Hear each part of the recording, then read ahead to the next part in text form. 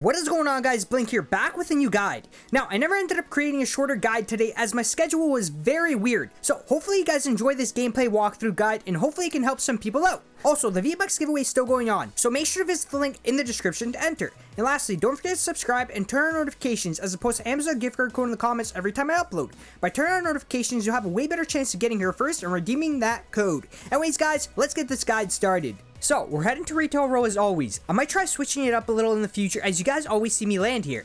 Now, someone ends up taking the building I always go to, so I instantly turn away to the next one, and again, turn away from that one also as there's someone in there too. I like to land at separate buildings from everyone, that way it's more of a fair fight.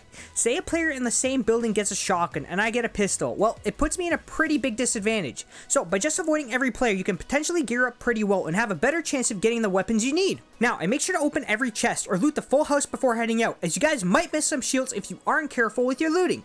I also want to try to make sure to shield up if I can before entering a fight, because those shields would just give you such an advantage. So, after taking the shield, you want to try gathering some materials. Now, you should be destroying furniture inside the house just for those extra mats, but I never ended up doing it, so just make sure you start gathering some wood before heading over to fight. Now, I like to gather around 150 to 200 wood at least before fighting, which I never ended up doing. I only gathered 100, and you'll see how quick the wood goes in this fight. So I tried taking some shots before heading over, as I want to see if I can hit an opponent that's out in the open just to lower their HP before getting closer. Now, one of them did get eliminated, which leaves the last opponent with potential low HP. I push up and see if I can pressure her even more, so I don't allow her to heal. Now, pay attention to how quickly my wood goes to basically zero, and this is why I try to at least gather 150 minimum before heading over. Now, you guys can see the fight hasn't really started and I'm already out. I'm trying to keep that high ground while fighting my opponent, and that requires a good chunk of wood. So I'm able to eliminate this player, and I actually get pushed from behind, which I was able to block this player from damaging me with the steel walls. Now, all I had was steel. If I had just a little bit less mats, that player could have destroyed me with a shotgun. So try making it a habit of setting a certain amount of materials you'd like to gather before fighting. So, I was fighting another player that decided to come by.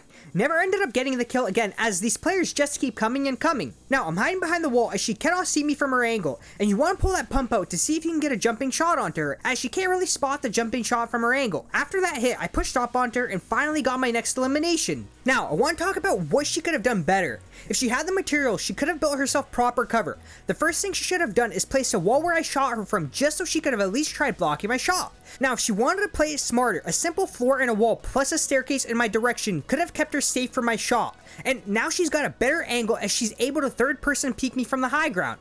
Now, technically she did have the high ground over me, but if you don't use it properly, it really doesn't do you any good. Now, I also want to talk about the fight before this one, where I missed a good chunk of my pump shots. So, usually after shooting your pump once, you want to pull out the tactical shotgun for the finisher, or just for the rest of the fight if you guys are jumping around at a super close range. The tactical shotgun is much more forgiving at closer ranges, as it's got a faster reset timer per shot. So, once again, use that pump for the critical damage, and once you've taken your shot, switch to the tactical and continue shooting. Now, if you're building yourself cover after shooting the pump, then go right back to the pump as you're in cover and have another chance of taking a shot. Basically, if you have no cover, don't be switching back to the pump. So, I spot another player and use a grenade launcher to see if I can lob any shots onto my opponent. No hits, so I decide to push up and get a nice headshot with the pump, and I go for that pressure play. Now, I do take some damage back, and as I take my next shot, I place walls in the direction of my opponent. After my shot, his pump is basically ready to shoot. So, you want to shoot and build cover, that way you avoid him having a chance to shoot back. You gotta do it quickly too. You basically have no clue if your shot's going to hit or miss as you build those walls. That's how quick you're placing them down. So, I heal up and make sure to reload my weapons. It's super important to get into the habit of checking each one of your weapons. That way you don't start your next fight with no ammo loaded. So, I'm trying to gather that wood. After getting into a few fights and you're pretty well geared up, your next focus is to gather as much materials as you can, because your next fight can potentially be material heavy. After a few minutes of being in the game, you gotta start expecting every other player at around 400 to 500 wood minimum. So make sure you guys are staying on top of your material game. I basically try to get close to max wood at this point of the game, because you might end up fighting multiple opponents, or once again, you'll just use up a lot of materials. Now, one more thing I want to mention is that I might also start incorporating my thoughts on each big update that comes out. Basically, after any major updates Fortnite makes, I'll be uploading a video on the same day and go through the patch notes and just let you guys know my thoughts and just explain why I think something's good or bad. I used to do the patch notes series a few months ago, but I might start it back up as it's something I enjoy doing, and hopefully you guys also enjoy my review about these patches. This won't usually be the only video I'll be making for the day, as I'll usually have a guide done for that day too. So I'll skip through this a little as nothing important happens for the next few minutes. I've gathered a good chunk of wood and ended up hearing a fight go on in Salty Springs. I just kind of made sure to really scan the area and look at the structures that have been built. I ended up spotting an opponent sitting in the middle of the fort and eliminated him with a quick sniper shot. Now, he was actually looting the player he killed and I was able to catch him standing still. Now, I'm not sure how long he's been sitting there for, but he's got to make sure he covers up that wall or at least stays mobile as he loots, just so it makes it a little harder for me. I'll quickly also mention why I take shots with the sniper first before shooting my AR, and you guys already probably know, but just in case there's someone new to the channel, it's good to know. So the amount of time it takes to pull out your AR after a shot is pretty much instant. A lot of the times after taking a sniper shot, you'll be able to squeeze in a few shots from your AR before your opponent's able to react. So by landing a shot with the sniper first, you instantly give yourself an advantage against your opponent, resulting in your opponent playing a little safer as you pressure him. Now, I'll basically show you guys an exact example on this next player I fight. So, before I move on, I make sure to just really look around Salty Springs for anyone running in the distance. No luck finding anyone, so I get on top of the house roof just to see if I can get a better angle of spotting anyone. Now, the circle was directly over top of me, so I never had to worry about moving. My objective now is to see if I can scout for any opponents, and I do end up spotting a player in the distance and actually check to see if he's standing still, which he was, so I hit him with the snipe.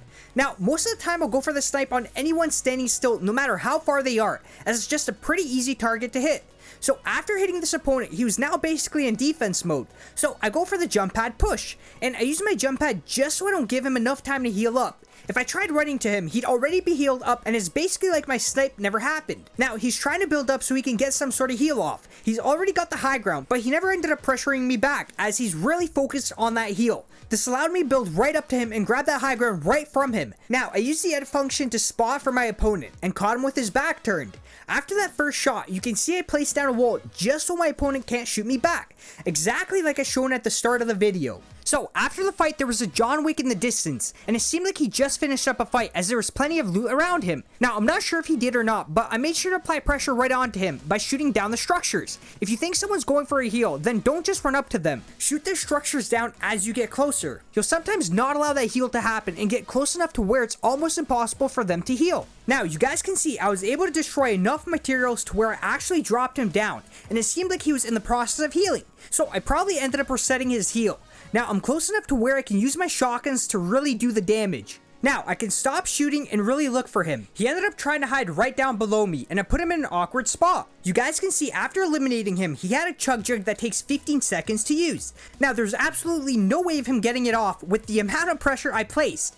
Maybe the minis, but not the chug jug. Had I once again just ran at him without shooting, he would have been able to get it off no problem. So I used that chug jug for that extra 50 shields, as I don't like saving the chug jugs because you'll usually never be able to use one during a fight. I like to keep my minis because I can use them super quickly during fights. So after getting off a chug jug, a player pushed up right above me, and the next thing you want to do is steal that high ground right from them, as it's always the first thing you want to do. So I was able to steal it back as she never applied any pressure. This is where a lot of players mess up. They have the high ground, but they don't try shooting back when they have it, which just gives me such an easy time grabbing it. So she ended up boxing herself in, and what you want to do is replace her wall with yours. Shoot at it or use your pickaxe to destroy it, and quickly place your wall instead. Now, you're able to edit the wall and shoot her with any close range weapons. So, after eliminating her, there was another player trying to shoot me in the back. This is where you place that wall and staircase down in his direction to avoid taking in any more shots and give you an easier time to peek. I was able to snipe him and continue to apply pressure with my AR. Now, I knew he was low, so I went for the push on him. I actually almost got sniped in the process and went for the kill very quickly.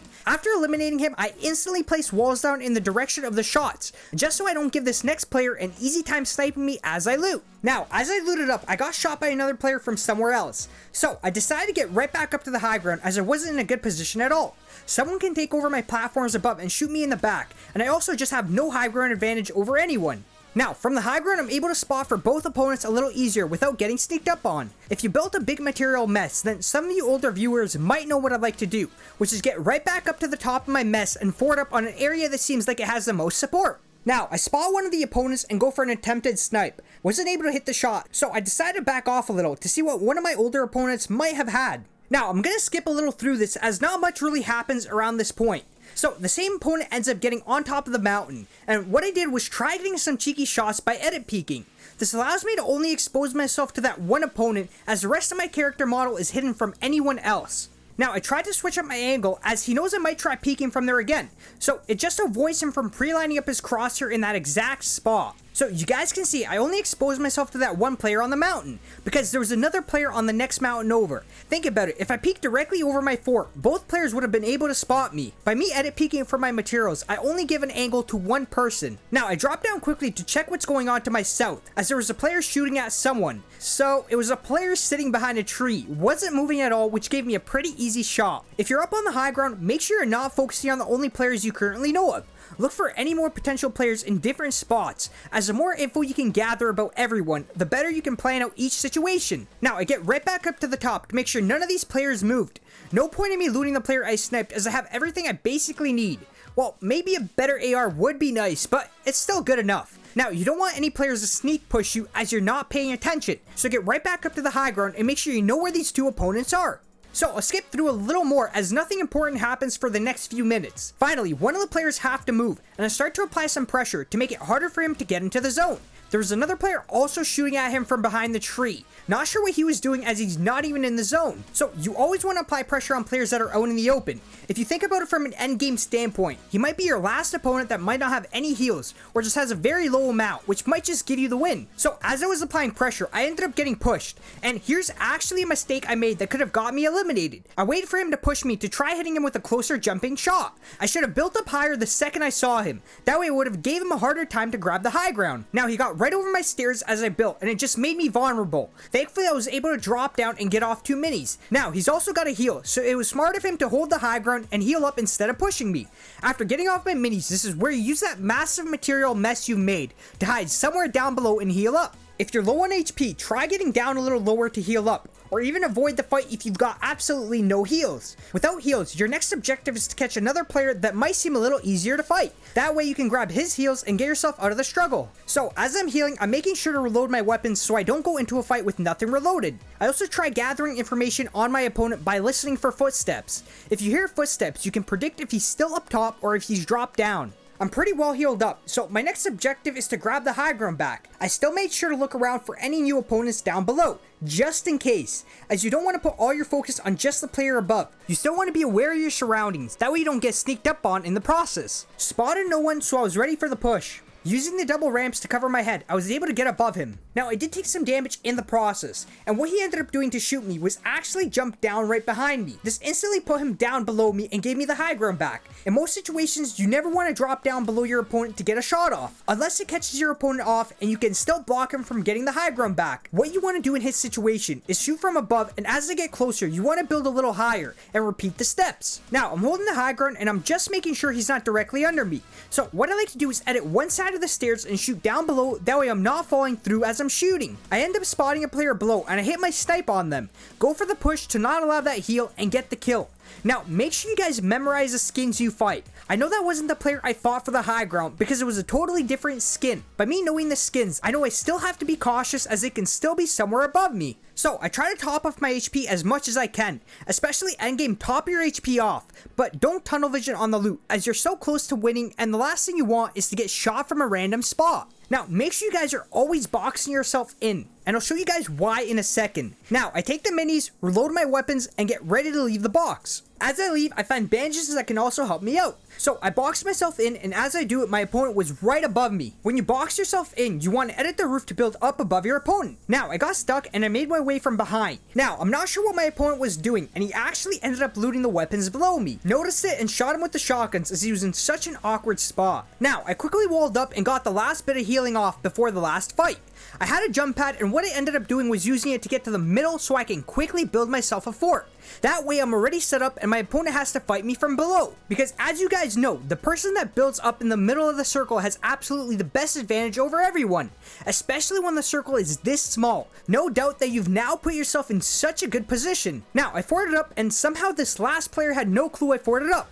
So, yeah, nothing else to say here. Well, guys, that's it for this gameplay walkthrough. Hopefully I've helped some people out, and a like and a sub will be greatly appreciated as it does help me out a lot.